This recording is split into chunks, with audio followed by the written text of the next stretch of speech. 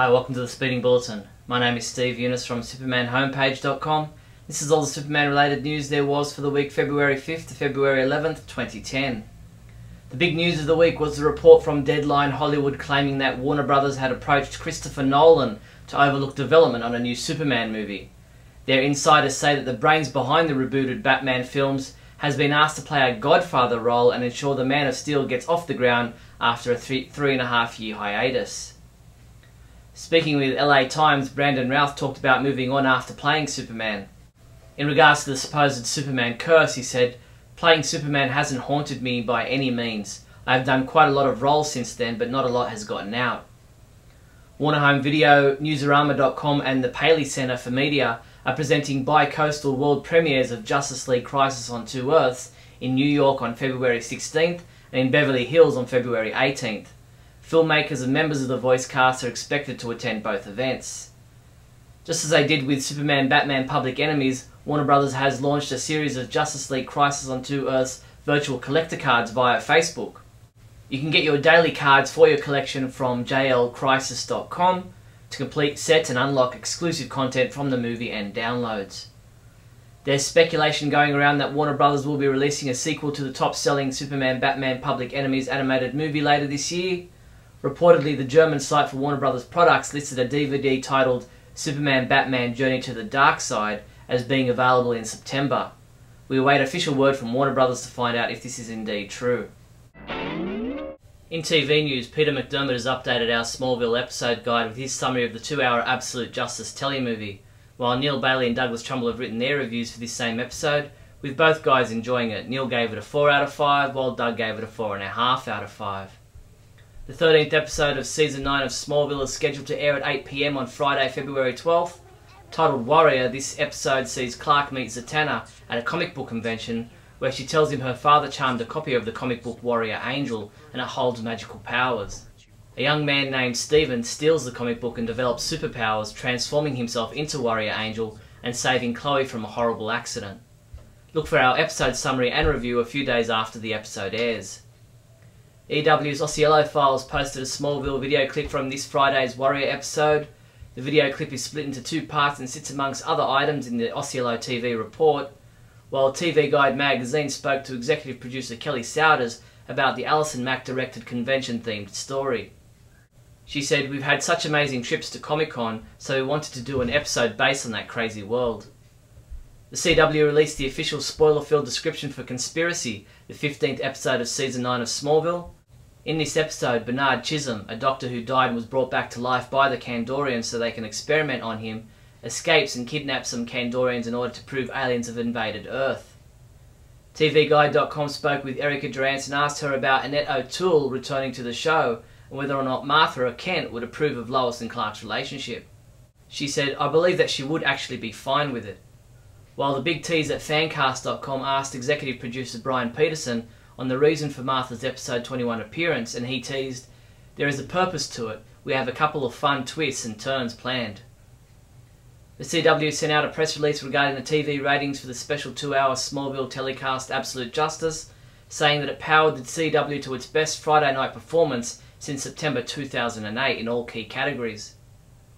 Signed copies of Society and Legends, the 2 scripts that made up the whole Absolute Justice telemovie, are being auctioned off on eBay.com. Both the Society script and the Legends script have been signed by Kelly Souders, Brian Peterson, Jeff Johns, Tom Welling, Allison Mack, Justin Hartley, Pam Grier, Phil Morris, Brent State and Wesley McInnes. Only one of each is being made available to the public, with the money raised being donated to the Heshma Kenya charity. Superman homepage reviewer James Lance continues reviewing episodes of the 1950s Adventures of Superman TV series. Check out his review of The Man Who Could Read Minds, in which Swami Amada is mixed up in Lois and Jimmy's search for a burglar.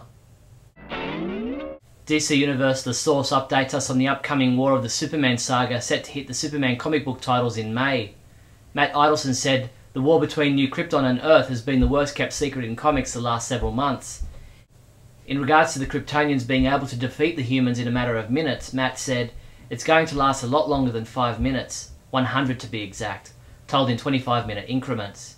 You can read the complete blog and see artwork for all 5 War of the Superman comic book covers at The Source. Collider.com has posted an interview with director Jeffrey Blitz and producer Sean Welch about their upcoming documentary on the history of the DC Comics. They said the plan is to premiere the movie at this year's San Diego Comic-Con.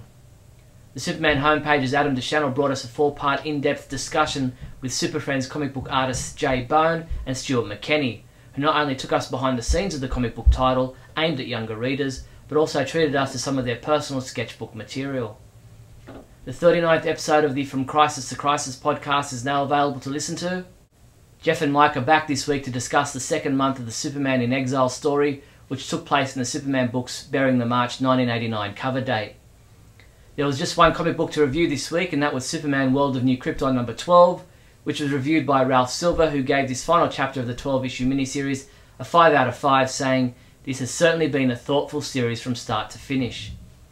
Superman comics and other items shipping this week from February 10th include Action Comics 886, Adventure Comics starring Black Lantern Superboy number 7, also available in an alternate cover, Super Friends number 24, All-Star Superman Volume 2 trade paperback, and Supergirl Mini Neon Sign. Basketball star Dwight Howard is the latest sports celebrity to appear in the ESPN's famous This Is SportsCenter television commercials. The Orlando Magic center dresses like Clark Kent and speaks with SportsCenter anchor Hannah Storm. The Cincinnati Playhouse is now selling tickets to the stage production of The History of Invulnerability, described as a remarkable new play about fantasy and the reality of the 20th century. The production tells the story of Jerry Siegel, co-creator of Superman. Siegel's own tumultuous story intertwines with the tragic events of a world on the edge, a place where even Superman has his limits. The History of Invulnerability will be on at the Thompson Shelter House Theatre in Cincinnati from April 3rd to May 2nd, 2010. Mattel are set to release a collection of DC Universe vs. Masters of the Universe action figure 2-packs. The Toys R Us exclusives will see a Superman He-Man action figure 2-pack released in April, with others to follow.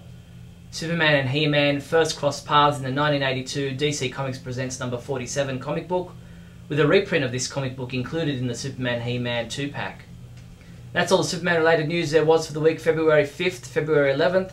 I'm Steve Younis from SupermanHomepage.com.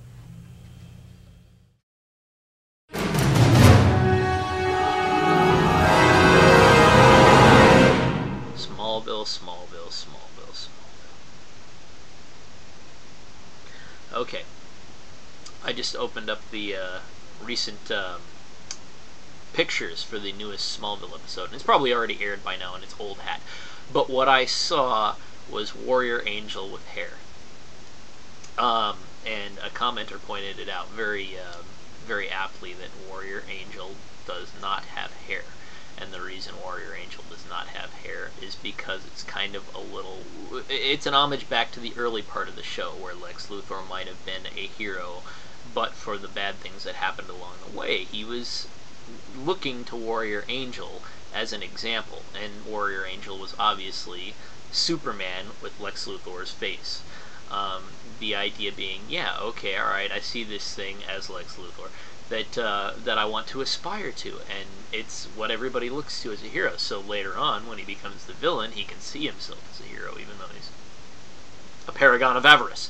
And now the show is doing, maybe it's just a guy dressing up like Warrior Angel at a comic book convention, and maybe they're spoofing comic book convention fans to a degree. But why would they do that? Why would they make a guy... It'd be like if I dressed up as Lex Luthor in a business suit, you know? What's wrong with the picture here? It just didn't sit right with me. Usually I can sit there and look at the previews and go, oh, I'll wait till I watch it, and this, it just made me go, ah. But then I saw Lois Lane as Wonder Woman, and I was like, you know what? I think I'm okay with that. I'm so confused!